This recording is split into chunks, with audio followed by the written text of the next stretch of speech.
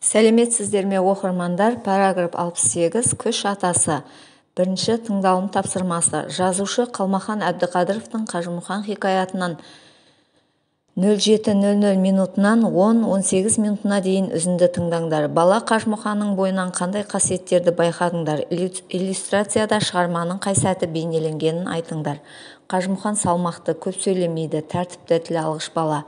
Қажымұқан шөпті алып келе жатқанда ортаға жеккен ат шананың жетегі сынып, бүктелген бойда шананың астына түсіп өліп қалады.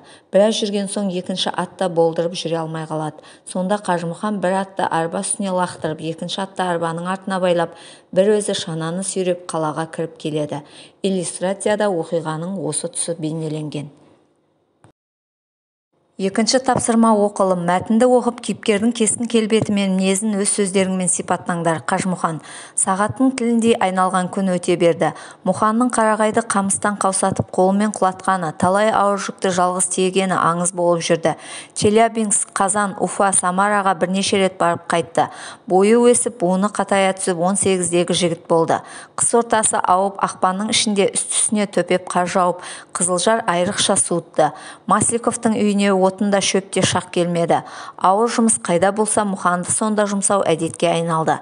Айдың аяғына таман Ресейге кеткен көліктер келіп, қаладан 20 шақырым жердегі шөпке Мұханның қасына 4 шана қосып 5 көлік жіберді. Масликовтың үй ішіне Мұханның ауыр мінезді, тіл алғыш тәртіптілігі қатты ұнаған. Оған қандай жұмыс тапсырылса да орындап келетініне әбден сенді. Сондықтан Митка, Масликовтар Мұхан деуді қиын көріп Митка деп атап кетті. Мүмкіндігің болғанша шөпті тез жеткізуге тырыс. Басқаларға қарамай шөбіңді алдымен тиеп ал да келе бер.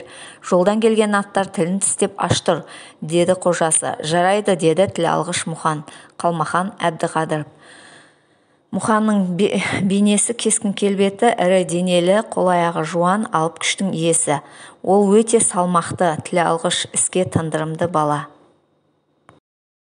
Үшінші тапсырма. Оқылым мәтіннен сан есімдерді теріп жазып, мағыналық түрлерін анықтаңдар.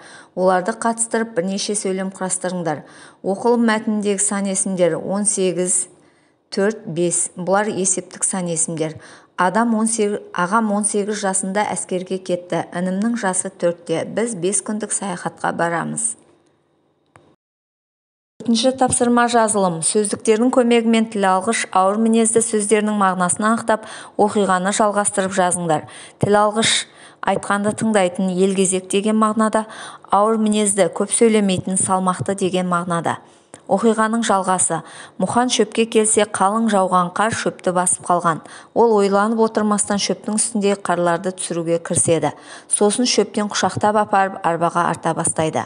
Кеш түспей қалаға бет алады. Қарсы тұрған ызғырық желден аттар жүре алмай қиналады. Мұхан шананы өзі тартып қалаға таң атқанда бірақ кіріп келеді. Алтыншы тапсырма. Екі тапсырманың бірін орындаңдар. Бірінші, адам бойындағы күш-жігер, қайрат туралы айтылған ұлы адамдардың қанатты сөздерін тауып жазып, өз ойларыңмен қорытындылаңдар. Екінші, ғаламтор мен қосымша әдебиеттерден қазақтың әйгілі балуаны туралы қосымша ақпарат жинақтаңдар. Картадан Қажымұқанның жас кезінде болған қалаларын көрсетіңдер. Сан есімнің мағыналық түрлерін қатыстырып, хабарлама жазыңдар. Мұнда бірінші тапсырма орындалған. Тиісінше еңбек ету денеге күш береді, ал шектен тыс артық немесе жеткіліксіз еңбек күшті қайтарады, немесе әлсізді әлсіз халінде қалдырады. Әбу Насыр Әл-Фараби. Адам өз күшіне сенгенде ғана толық нәтижеге қол жеткізе алады. Людвиг Фейербах. Күшіңе сенбе, адал ісіңе сен. Мұхтар Әуезов. Қорытынды. Әрбір адамда өз армандарын іске асыра алатындай күш-жігері бар. Тек оны дұрыс қолданып еңбектене білу қажет. Еңбек адамды шынықтырады, күшіңе күш қосады, арманыңа жеткізеді.